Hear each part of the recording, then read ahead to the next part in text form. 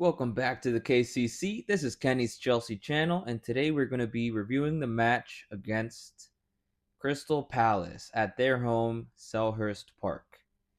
Guys, I've got a question to raise right off the bat. Is it time to start getting a little bit nervous? We started off the season flying, and now it's 4 consecutive matches where we have dropped points, with 2 draws and 2 losses in there, and against sides that on paper we really should be beating. So we've drawn 0-0 to Everton. We lost 2-1 to Fulham. We lost 2-0 to Ipswich Town. And now we have drawn to Crystal Palace once again in our reverse fixture. Same result that we found ourselves in on September 1st when we played them the first time at home. Now history seems to repeat itself once again. So let's get into it, guys. Let's dive in from start to finish how this match went. So I will say I was very excited when the team news came out, and I got to see that Josh Achiampong was starting this match. I was very surprised to see that. I didn't put it in my match preview because I just thought Enzo Maresca wasn't fancying Josh Achiampong in the starting lineup, but after his performance today, I do think he's going to start taking notice that he's going to be a good option.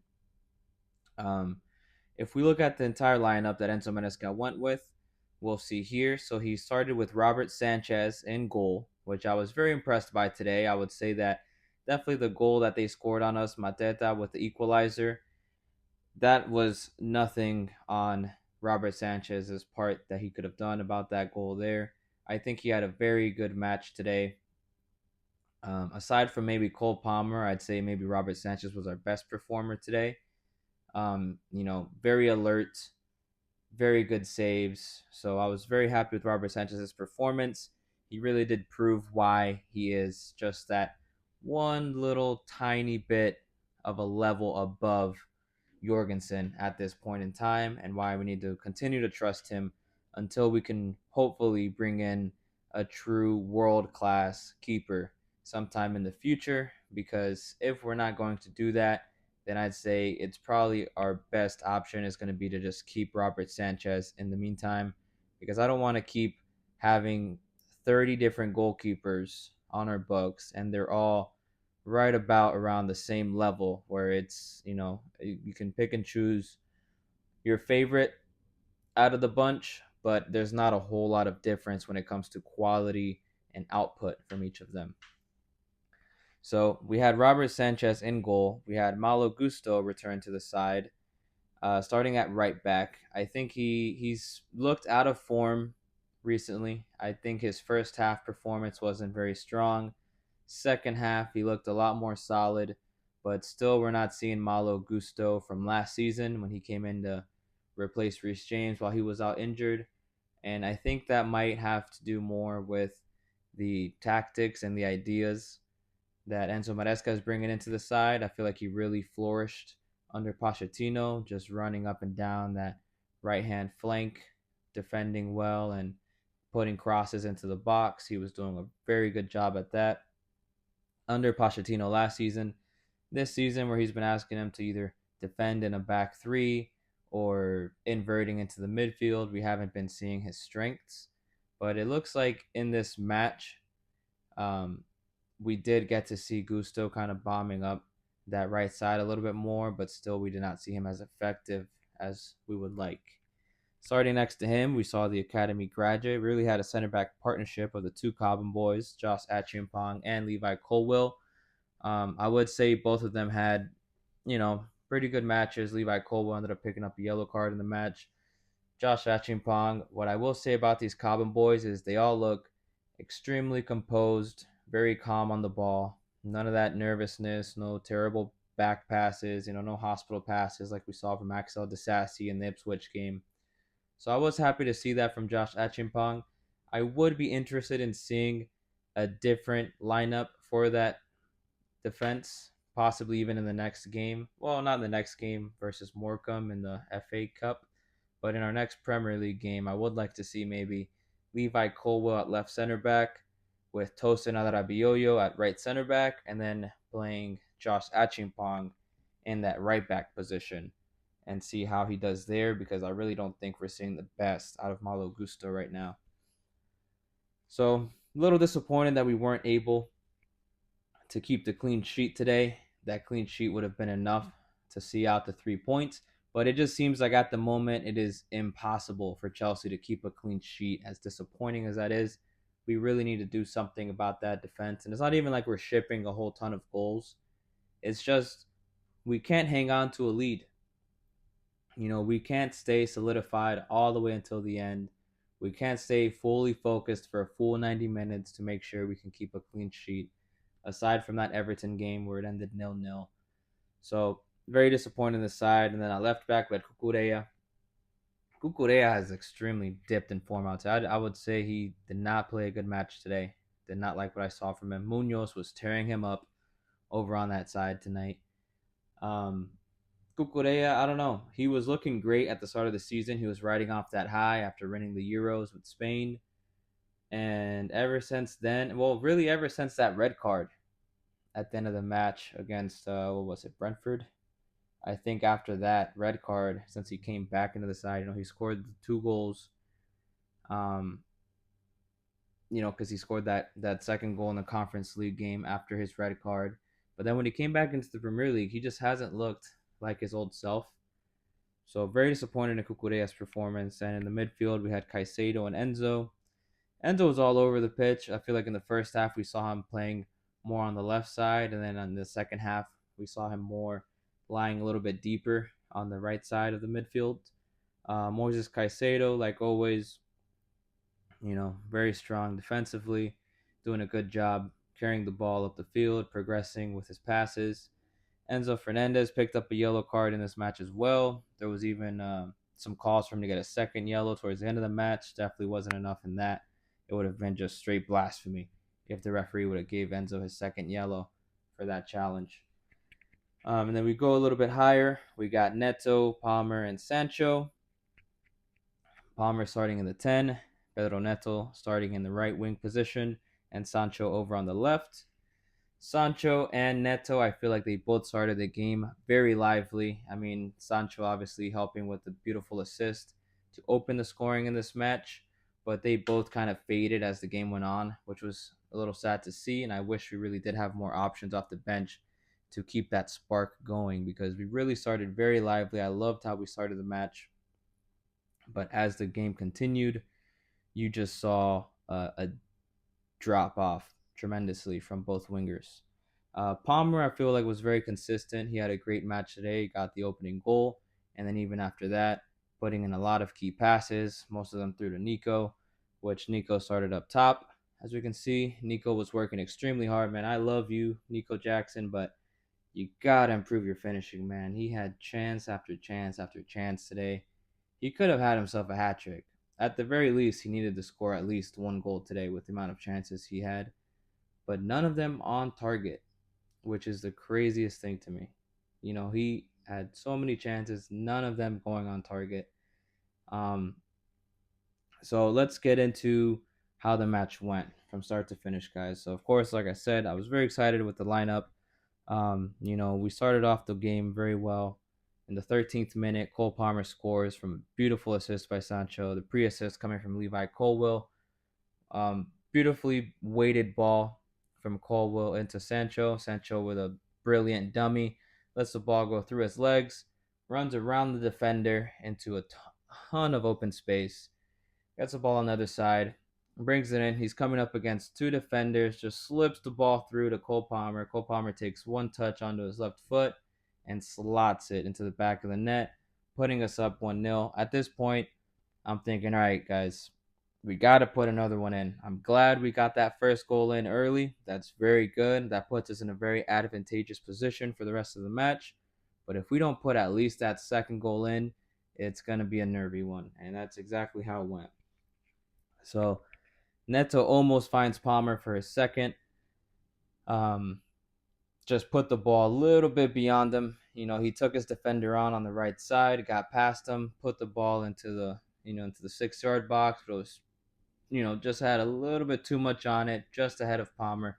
Palmer couldn't get on the end of it and slide it away. If we would have gotten that goal, I think at that point it would have been game set match, but couldn't find the net in there. I think this was actually a little bit before where Jackson almost scored off a little cheeky free kick routine where Palmer, um, crosses the ball into, I believe it was Neto, who flicks it back with his head and finds Nicholas Jackson at the second post, on the far post, and he takes a shot. He's wide open, but he's at a pretty difficult angle, but still, he's wide open, should be at least putting it on target, but puts it behind the goal. So nothing there, but I'm thinking, okay, we're still looking good. We're still creating chances. 28th minute, Achimpong misses an open header from a Palmer corner. I will say our set pieces did look a little bit better. I was screaming at our set piece coach, Bernardo Cueva, after the last match. Um, but we did look a little bit better in this match. Cole Palmer put in a beautiful cross off of a corner, in swinging cross with his left foot into that far post, finds Achimpong, just couldn't get his header right. Just a very weak header, not on target whatsoever. Really, that's one thing I will say. If that was Tosin or even Disassi, because Disassi does like to get his odd goal every now and again. If that was either one of them, I'm sure they would have put that into the back of the net.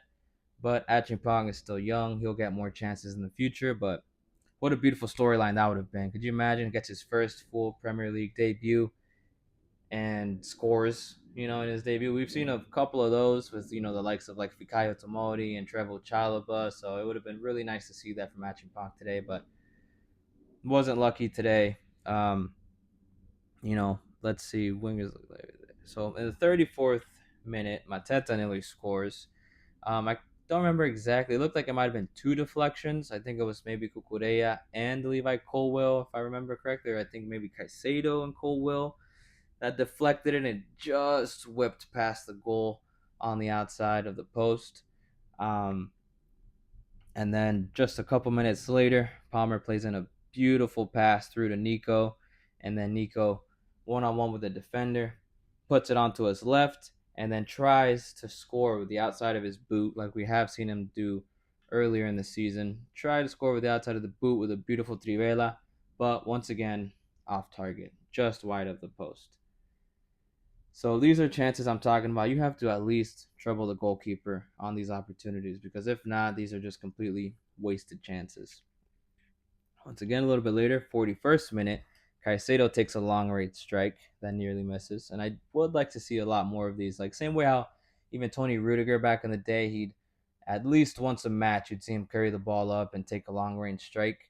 I would like to see Caicedo take one of those at least once a match because he does have a really strong shot on him. We just don't see it enough. Um, and then I found it strange because right around that time where Caicedo missed that strike, when Cucurella was carrying the ball up the field, I heard the home crowd was booing. And I really don't know what's up with that. Like, why does everyone just seem to hate Cucurella? Is it just his personality? Is it his crazy hair? I don't. Is it his antics on the pitch? I'm not sure what it is, but it seems like every fan base, aside from Chelsea's, hates Cucurella now. I feel like just a couple years ago, it was the opposite. When we signed Cucurella, it seemed like the Chelsea fan base seemed to hate this guy because he was putting in stinker after stinker for us. And now it's a complete opposite. Now a lot of these Chelsea fans are on board. They love our little Cucurella.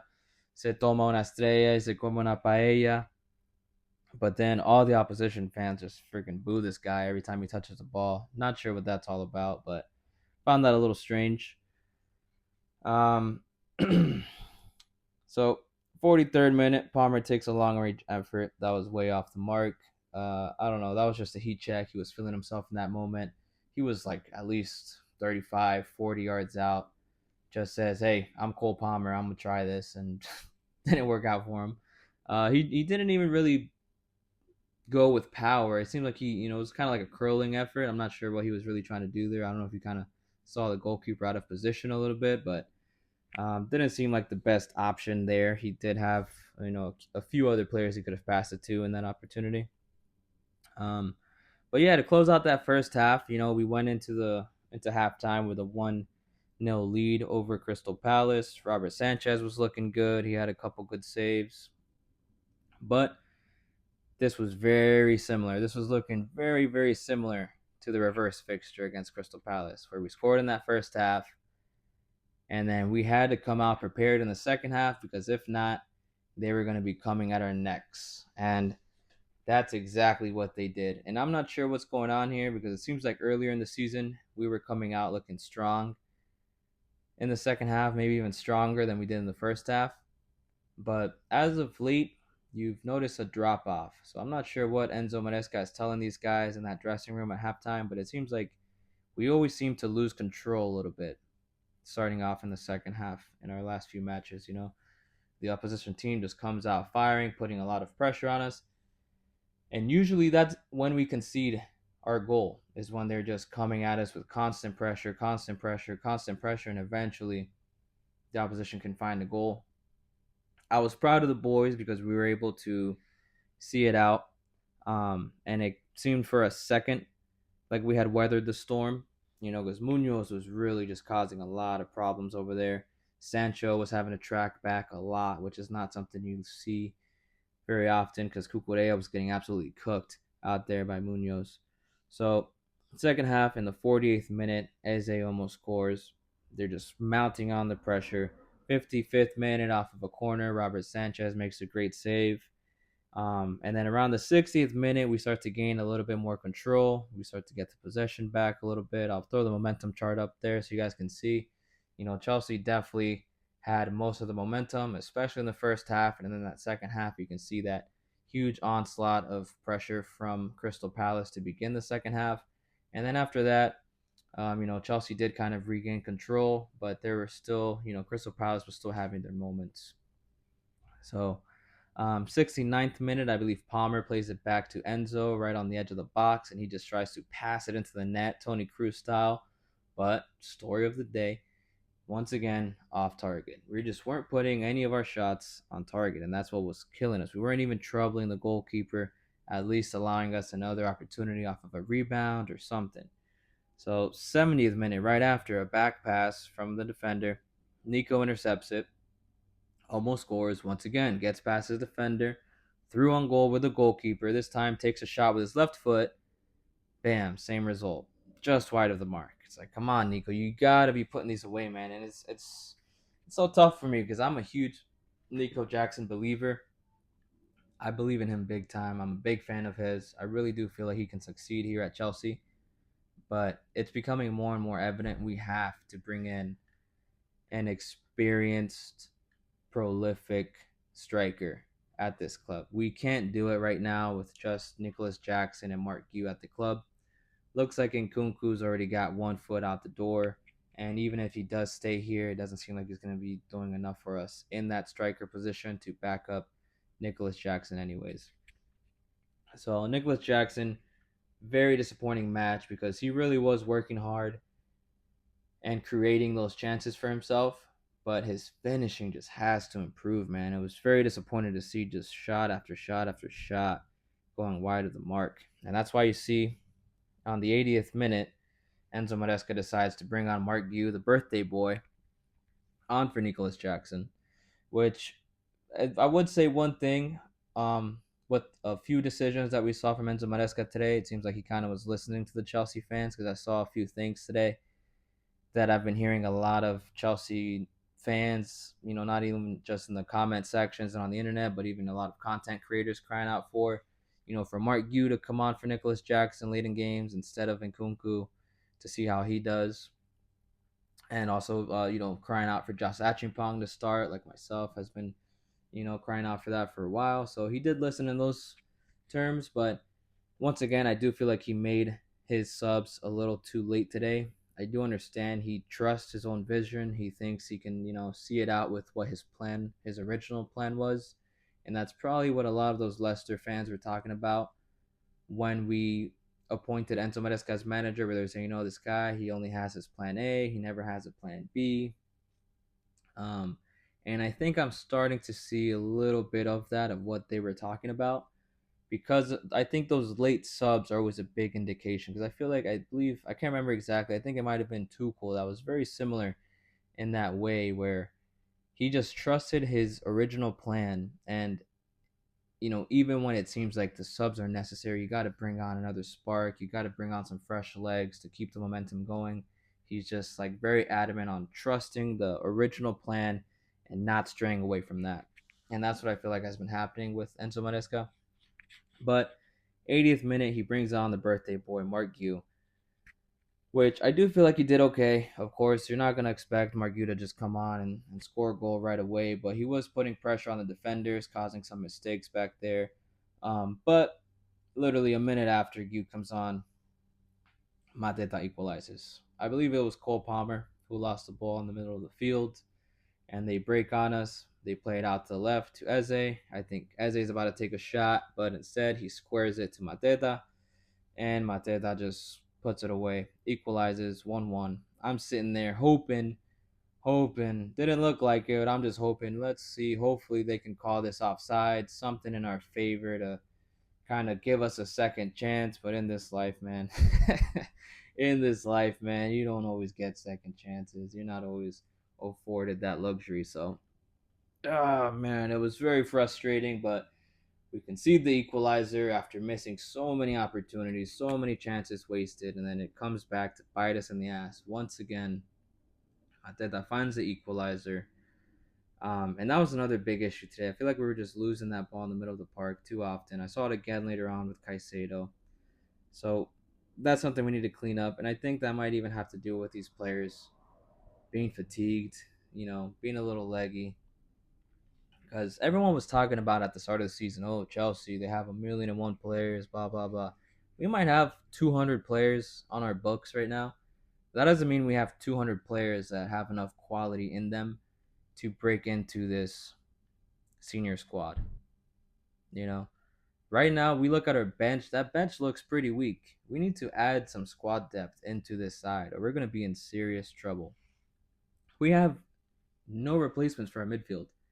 Enzo Fernandez and Moises Caicedo are starting every single Premier League match, and they're playing all 90 minutes in every single Premier League match because we have no one that we can bring off the bench for them right now. And that is a huge concern. And you see the same thing even at fullback. Right now we're having to put a lot of trust into Gusto, which he's been out of form. Reece James is supposedly healthy again, but I love the guy, but if he would have put him in today, who's to say he wouldn't have picked up an injury in the 5 minutes he would have played today? I'm kind of happy Reece James didn't even come on today because it's just been a never-ending story with him. So Malo Gusto playing on that right back position. Enzo Maresca has been trying to tinker with that, find different solutions, but we just don't really have other natural options. That's why I would like to see maybe a Josh Achimpong start in that position, maybe put Tosin in that right center back and put Josh Achimpong out at right back, try something like that. At left back, same thing. Cucurella didn't have a great game today, but who else can we put in for him? The way he was getting just ran through by Munoz all match. You can't put a Renato Vega in there to stop that. Renato Vega has many qualities, but he's definitely not got a lot of pace on him. So who else can we bring on for Cucurella? Nobody. Who else can we bring on for Nico Jackson right now? If Nkunku's not doing it for us, we got to bring on Mark Gu, 18, 19-year-old, just, turned 19 today, I believe. La Masia graduate, yeah, the kid's got a lot of potential, but that's most of our side. Just a lot of potential, but not a lot of end product right now at the moment, which is what we need to secure 3 points in these matches. And we didn't have enough quality in us to secure those 3 points today. And I feel like that's why, even though everyone jokes about us having all this squad depth, blah, blah, blah, where is it? I don't see it right now. So after Mateta equalizes, 85th minute, Enzo with a long range effort, once again, off target, as you could expect. I think that the only shot on target has to be Cole Palmer's goal. Aside from that, nothing was on target. 86th minute, Madueke comes in for Sancho. I would have expected him to come in for Neto because Neto definitely faded as the game went on. But he comes in for Sancho. Sancho was playing on the left, Neto was playing on the right, but we all know that Neto can play on the left or the right pretty well. I'm expecting Madueke to move over to the right, Neto to switch sides, go over to the left, but we don't see that. We see Madueke playing on the left side. Now, I've heard in the past that Madueke can play on both wings, but since he's come on to Chelsea, I haven't seen him a single time in my life play over at that left wing. And today, I think he only touched the ball once. So I don't know why Enzo would leave Noni on the left and Neto on the right. I think maybe he brought him on more to try to help Cuckoo, track back and try to give him some cover for Munoz, because we're not looking to secure a draw. We had to be looking to get a goal and get those 3 points. So leaving Malwick out on the left and Neto on the right, not sure what Maresca was thinking there, man. Of course, I'm just some guy making videos about Chelsea matches. Enzo Maresca is the coach, but not sure what he was thinking there. So that's about it. We didn't really have too many more opportunities after that. Very disappointing match. I'll put the team stats up right now real quick so we can go through that. As you could expect, Chelsea had the lion's share of possession, 62% versus Crystal Palace's 38%. Now we look at the XG, almost level. Chelsea's XG at 1.3 and Crystal Palace basically at a 1.01 XG. So makes sense the game ended 1-1 if you look at it that way. If you look at our total shots, we had 15 shots to Crystal Palace's 13. That's another thing I've been noticing in these last 4 matches that we've been dropping points left and right, is that we've just been conceding too many shots. That's something we need to improve on, because by conceding shots, what that means is that we're just letting too much pressure come onto us. And even though we're mounting our own pressure, look at the shots on target. They might have only had 2 less total shots than us, but they had 6 on target. We only had that 1, which I was saying earlier that 1 shot on target is Cole Palmer's goal. So 15 shots, none of them on target. That goalkeeper didn't have to do nothing today. Big chances, we had 1. They had 2. And then we're level on corners, 6-6. Like I was saying earlier, Josh Achimpong should have probably done a little bit better on that header from that Cole Palmer corner kick. But yeah, guys, I don't know. We've got a lot to improve on. I'm trying not to start panicking. I'm trying not to get too nervous, but 4 matches in a row now that we dropped points. We've got our FA Cup match coming up a few days against Morecambe. I'm sure we're going to see a lot of heavy rotation. We're going to see the B team go in there and try to claim a spot for the first team in our next Premier League match. But yeah, guys, I don't know. I'm very disappointed by the result. I was happy watching the match. It was a good match. I was really hoping we could at least see out a clean sheet, score that second goal before they equalized, but things just didn't go in our favor today. Tough times, guys. Tough times. These are 4 matches in a row now that we should have been winning. That's 12 possible points where we've only gotten 2 points from. So, all right, guys. I'm going to leave it right there. Let me know what you guys think. Leave a comment down below. Leave a like on the video. And please, I do ask, subscribe to the channel. And stay tuned for the next one, guys. Peace.